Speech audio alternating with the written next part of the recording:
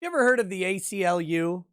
I remember the ACLU. Man, they were cool. A bunch of lawyers got together and they would fight on behalf of speech and liberty when the government inappropriately stomped on the rights of the citizenry, when the government acted in such a way that was not congruent with essential liberty. The ACLU would come in to people who couldn't afford to take a case to the court because, it costs a whole bunch of money to hire a lawyer, and maybe they weren't suffering any monetary damage. The damage was different.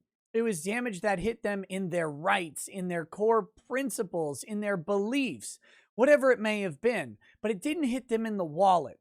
And so it was hard for people to spend tens to hundreds of thousands of dollars to take their cases, sometimes all the way to the Supreme Court, just to end up with a letter that said you didn't do anything wrong. That's the ACLU. They stepped in when people needed it.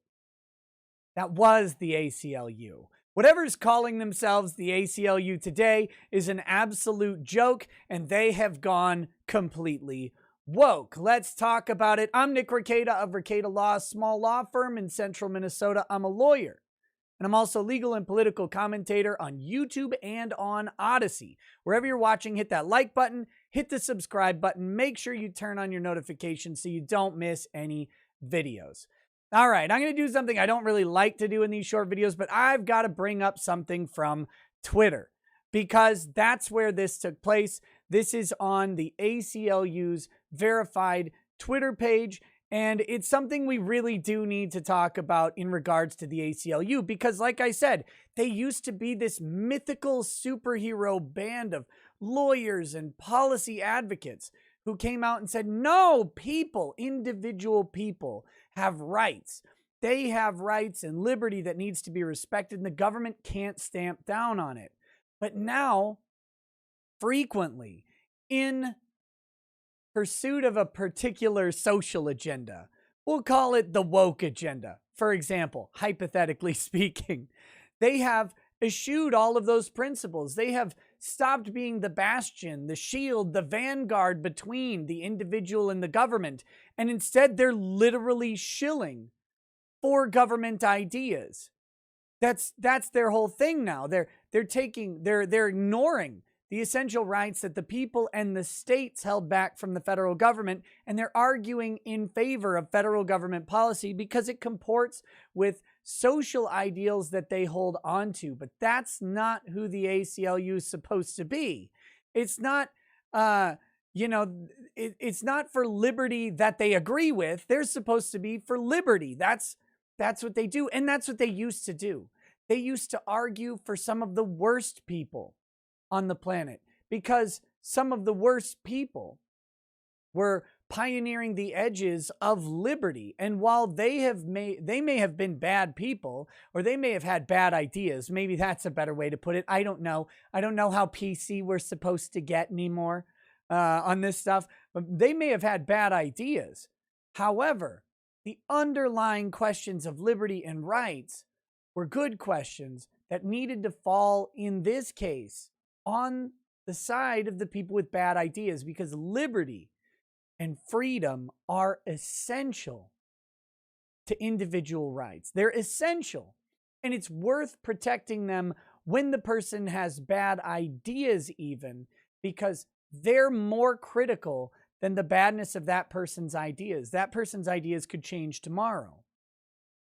They could change in a month. They could change when they die. Their ideas could die off entirely. Their bad ideas could become good ideas. We don't actually know what's going to happen with the ideas, but we do know that the essential underlying questions, foundational to individual rights, those questions of liberty, those are not going to change. We've set them in stone. Free speech, free religion, free association, the right to assemble, the right to peaceably air our grievances, the right not to be bothered by government, the right to keep and bear arms, the right not to have soldiers in your house, your right to an attorney, your right not to self-incriminate. All of these things, these are the minimums.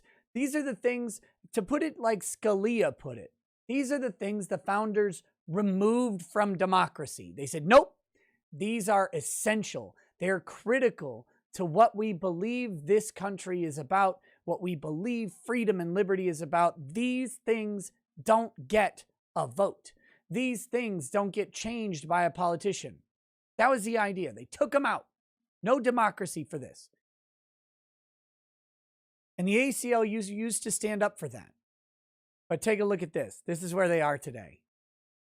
Teaching students about systemic racism and discrimination people of color and other marginalized groups face in this country is not a harmful ideology. It's a right protected by the First Amendment. First of all, there's a whole lot wrong. There's a whole lot wrong in this statement. What they're talking about is a rash of bannings of critical race theory from public school curriculums in several different states. Lots of state legislatures are proposing it. They're looking at this. They're going, oh, not in our state, not in our schools, not our kids. No, thank you. No, thank you. This is not the type of stuff we want our public education system associated with. Nope. Nope. Can't do it. Can't do it. This is not teaching students about systemic racism and discrimination that people face. This is teaching a particular approach of critical theory that focuses in on race with a perspective of marginalism and systemic racism. And if you don't know what critical theory is, it's the application of a viewpoint to an existing thing. And it's going into that view, it's going into that existing thing, like a movie, a book, or whatever it may be, society at large, a conversation. It could be anything. You can apply critical theory to just about anything. And there's all kinds of different critical theories, but you go into the work, you go into the review, the analysis, with a set of assumptions. And in critical race theory, the set of assumptions that you go into is one of systemic racism, one of discrimination and marginalization. So you're not going to find, like you're not trying to honestly assess history and extract out what happened. What you're doing is you're looking at history with the idea that all of history is based on systemic racism, discrimination, and marginalization. But that's not true. Even if those things were all present throughout history, that doesn't mean that history was based on it or that they were omnipresent in all issues, in all works, in all things. But that's what critical race theory is doing. Now, critical theories are useful. It's useful to take critical approaches to different pieces of work, different artistic things, and to extract meaning from them in a way that is comporting with the theory. And then you find out what you can learn through it. But that's not how they're teaching critical race theory in schools, because they don't even teach critical approaches in public school. Like you're barely getting children to do their ABCs by the time they graduate. We're not talking about deep dives, academic dives into critical theory with different approaches like racism, sexism, geography. There are all sorts of different critical theories that exist. And we're not teaching that to children in public schools because we're literally like, just please be able to add and subtract and maybe read and write your own name by the time you get out of high school. By now, like that's about where we're at. Like, please, just please, God, be able to read. We're just throwing kids out into the world with no qualification, but that's fine. But here's the thing. That's what critical race theory is. It is not teaching students about these things. We do teach students about systemic racism, discrimination, and marginalization. That happens in several different areas of school without the injection of a specific viewpoint that teaches that that this is an omnipresent theme that pervades everything in society, and you're bad because of your skin color. I didn't think we wanted kids thinking they were bad because of their skin color, but there's a group of people out there who do, and it's growing, and it includes the ACLU. Let's read on. Recently, Tennessee Republican lawmakers passed a bill to ban teaching critical race theory in schools, threatening to withhold funding from public schools that teach concepts like white privilege. Oh, let's be real. It's a right protected by the First Amendment. Well, sure. Teaching about critical race theory is a right protected by the First Amendment. However, we're talking about federal government curriculums coming down into states. And I don't know if you know this, ACLU, but there's a thing called the 10th Amendment, and that's where states The states and the parents and the school boards have reserved the rights to educate their children. We don't actually hand it off to the federal government. I mean, the feds have been trying to take it since the Department of Education was created. They've been trying to take those rights, but they're ours. They're not the government's rights. And it's our First Amendment right not to teach them in school. That's the crazy thing here. The ACLU is saying it's a right protected by the First Amendment, but they're protecting the federal government's rights to mandate curriculum or to strongly suggest curriculum or to inject that curriculum. But the states and the parents and the parent-teacher associations and the school boards, they are the ones who actually set their curricula at the state level. And that's one of the few things that we've actually held on to as a state right. And it's important. States are able to have that self-determination. This is no way a violation of First Amendment rights, but what the ACLU is proposing very likely is a violation of 10th Amendment rights. Banning talk about race and gender issues is a disservice to all students. They didn't do that. Nobody's actually banned talk about race and gender issues.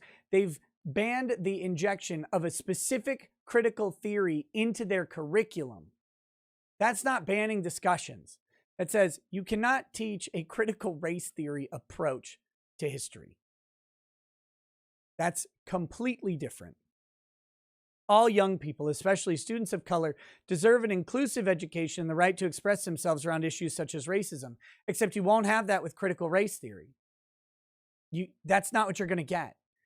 Again, you're starting with an assumption about how race functioned, and that assumption is the pretext to everything you do under critical race theory. That's how critical theory operates. Laws banning conversations about race at school are a move away from the racial reconciliation that is needed today. It's up to state governors across the country to veto these harmful bills. First of all, they're not banning conversations about race at school. They're not doing that. We've had conversations. I had conversations about race at school, and I went to school in the Stone Age. It doesn't matter. Like, this is not a thing that's going on. They're resisting a particular movement inside academia to push critical race theory into K through 12 education in public schools. That's what they're doing. And they have the right to determine that critical race theory doesn't belong in their textbooks, because parents get to educate their children. And we do it through school boards and eventually our state governments. And that's where it stops. I can't believe the ACLU has gone as horrific as it has, but they're now out there. They don't defend speech. They don't defend liberty anymore. They don't do it. You don't see them ever standing up for Second Amendment rights. You don't see them stepping in when the government is oppressing people. You didn't see them anywhere. Nowhere during lockdown. Nowhere during lockdown did they defend a church or come out and say, you know what, though, like, maybe these are too much. The ACLU has gone woke, in my humble opinion. Why don't you tell me what you think? Drop a comment down below. We'll talk to you soon. Peace. Peace.